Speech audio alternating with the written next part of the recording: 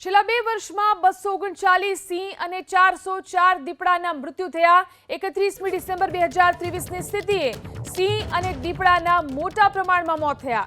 113 સિંહ અને 126 બાળ સિંહના મોત નીપજ્યા તો 294 દીપડા અને 110 દીપડાના બચ્ચાના મોત થયા। 21 સિંહ અને 8 બાળ સિંહના અકુદરતી રીતે મોત થયા છે તો 101 દીપડા 31 દીપડાના બચ્ચાના પણ અકુદરતી રીતે મોત થયા છે।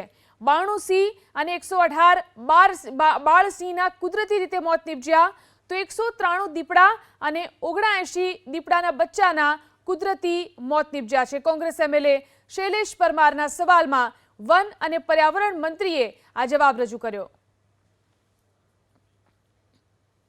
તો જે રીતે સિંહ અને દીપડાના મોતના આંકડા સામે આવી રહ્યા છે, છેલ્લા 2 વર્ષની અંદર 239 જેટલા સિંહ અને 404 જેટલા દીપડાના મોત નીપજ્યા છે।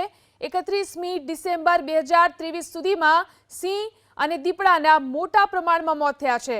મોતના જે આંકડા સામે આવ્યા છે તેમાં 113 સિંહ અને 126 બાળ સિંહના મોત નીપજ્યા, જ્યારે કે 294 દીપડા અને 110 દીપડાના બચ્ચાના પણ મોત નીપજ્યા છે। 21 સિંહ અને 8 બાળ સિંહના અકુદરતી રીતે મોત તો 101 દીપડા અને 31 દીપડાના બચ્ચાના કુદરતી રીતે મોત। 92 સિંહ અને 118 બાળ સિંહના કુદરતી રીતે મોત તો 193 દીપડા અને 79 દીપડાના બચ્ચાના કુદરતી રીતે મોત નીપજ્યા છે। વિધાનસભાની અંદર કોંગ્રેસ એમએલએ શૈલેષ પરમારે સવાલ પૂછ્યો, જેના જવાબમાં વન અને પર્યાવરણ મંત્રીએ આ માહિતી આપી।